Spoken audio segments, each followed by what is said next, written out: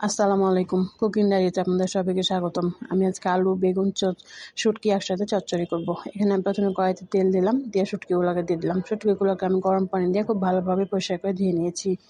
শুটকিগুলোকে ভেজে নিলাম, দিয়ে উঠিয়ে নিচ্ছি। এরপর দিয়ে দিলাম কাঁচামরিচ, রসুন কুচি, পেঁয়াজ কুচি। পেঁয়াজ কুচি আর কাঁচামরিচ, রসুন একসাথে আমি কিছুক্ষণ ভেজে নিচ্ছি। কিছুক্ষণ ভেজে নেওয়ার পরে আমি এখানে এলাচ, দারচিনি, তেজপাতা দিয়ে আবারও কিছুক্ষণ নেড়েচেড়ে নিচ্ছি।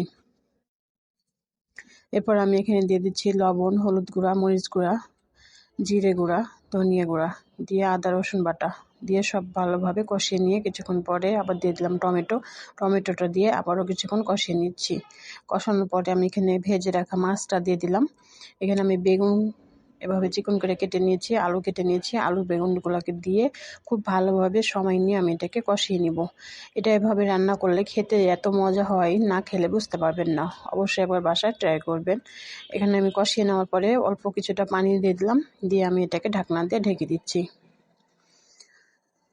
তো আমার রান্নাটা যারা যেখান থেকে দেখছেন, ফেসবুক থেকে দেখলে অবশ্যই ফলো করে দিবেন এবং ইউটিউব থেকে দেখলে সাবস্ক্রাইব করে দিবেন। এটা আমার রান্না হয়ে গেছে।